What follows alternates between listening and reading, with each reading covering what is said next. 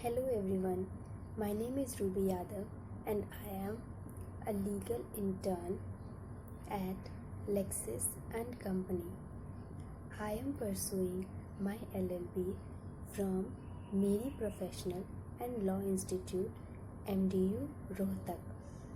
I am glad to get this opportunity to represent myself and discuss my topic with all of you. Today my topic name is the contract with a Pardanashi woman, and the sole purpose of my topic is to discuss what are the conditions for a contract with a Pardanashi woman and how does it affects with a leading case as well. Now, who are known as a Pardanashi woman? When a woman can be viewed from a screen or is placed behind the screen is called the Pardanashi woman. The protection for Pardanashi women has been rooted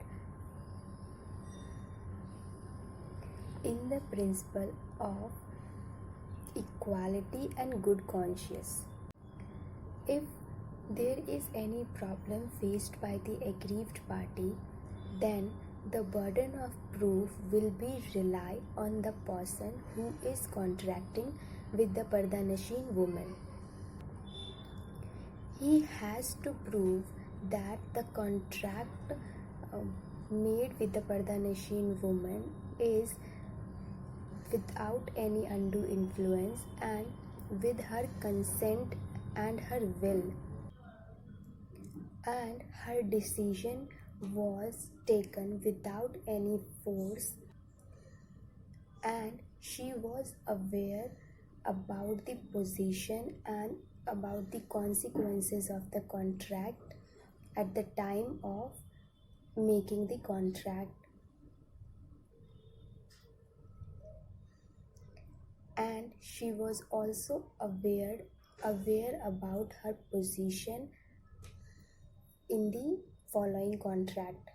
The contract with the Pardanashi woman has been assumed that a contract with the Pardanashi woman has been treated. The contract with the Pardanashi woman has been presumed that it is taken by undue influence. That's why the contract with the Pardanashi woman is presumed as void. It is happened because Pardanashi women, most of the Pardanashi women are uneducated and they are under some superior power. That means they are dependent on others. Now there is a leading case, that is Guna Devi versus Muhammad Abdul Latif. In this case, it was held that showing of the documents of the contract to a Pardanashi woman is not enough to establish a burden of proof. That means the person must have to show and prove that all of the terms and conditions of the contract has been told to the Pardanashi woman before the contracting, and she is aware about the consequences of the contract.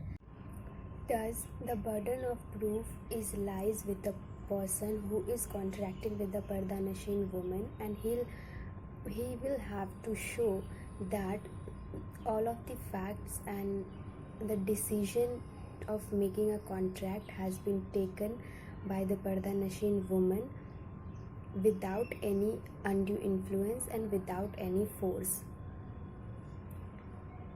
This is all about my topic. That's it for the day. Thank you so much.